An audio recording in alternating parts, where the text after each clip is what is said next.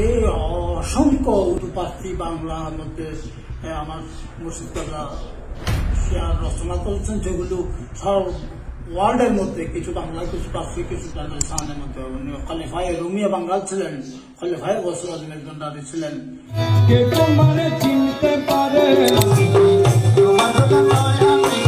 মরণ কালে ঢোল বেলা বাজাই আমি শরাবি। মাইজ ভান্ডারী এই কালামগুলো আমরা কম বেশি তো সবাই শুনেছি, কিন্তু এই কালামের রচয়িতা সম্পর্কে আমরা কতটুকু জানি? চলুন আজকে সেই স্বভাব কবি গাউসুল আজম মাইজ ভান্ডারী কেবলা কাবা এবং বাবা ভান্ডারী কেবলা কাবার একান্ত সৌবতপ্রাপ্ত খলিফা মাওলানা বজলুল করিম মন্দাকিনী রহমতুল্লাহ আলাইহি সম্পর্কে জেনে নেই। জন্মসূত্রের নাম বজলুল করিম হলেও করিম বক্স হিসেবে বেশ পরিচিত। চট্টগ্রামের হাটহাজারী উপজেলার অন্তর্গত ১ নং ফরহাদাবাদ ইউনিয়নের মন্দাকিনী গ্রামে ১৯বিংশ শতাব্দীর শেষের দিকে ১৮৭৬ সালে জন্ম বলে ধারণা করা হয় এবং তিনি সুলতান নসরত শাহ রহমতুল্লাহ আলাইহির বংশধর বলেও জানা যায়। তৎকালীন কলকাতার একটি মাদ্রাসা থেকে কামিল পাশ করে স্থানীয় কাটিরহাট এমই স্কুলের হেড মাওলানা হিসেবে ছিলেন। পরবর্তীতে বার্মায় ছিলেন দীর্ঘ ৪০ বছর। এই স্বভাব কবি গাউসুল আজম মাইজ ভান্ডারী কেবলা কাবা এবং বাবা ভান্ডারী কেবলা কাবার একান্ত সোহবত পেয়ে ধন্য হন। গাউসুল আজম মাইজ ভান্ডারী কেবলা কাবায়ে আলেমে খলিফাদের মধ্যে অন্যতম ছিলেন মাওলানা বজলুল করিম মন্দাকিনী রহমতুল্লাহ আলাইহি। তিনি ফানাফি শাইখ ছিলেন। মাওলানা মন্দাকিনী নিজের নামের শেষে মুর্শিদ কেবলার নাম সংযোজন করে তা প্রমাণ রেখে গেছেন। তিনি নিজের নামে লিখতেন বজলুল করিম মন্দাকিনী আহমদুল কাদেরী। তার মুর্শিদ গাউসুল আজম হযরত কেবলা সৈয়দ আহমদুল্লাহ মাইজ ভান্ডারী কাদ্দাসে সিলহুল আজিজের নাম। মাইজ ভান্ডারী কালামের বুলবুল খ্যাত মাওলানা মন্দাকিনীর স্বরচিত অসংখ্য কালাম আজ মাইজ ভান্ডারী পরিমণ্ডলে মশহুর এবং সেখানে মাইজ ভান্ডারী হৃদয় শোভিত।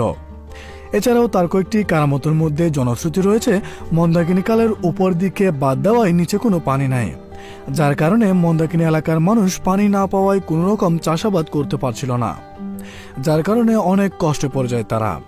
উপায় না পেয়ে ছুটে যায় বজলুল করিম শাহের সান্নিধ্যে।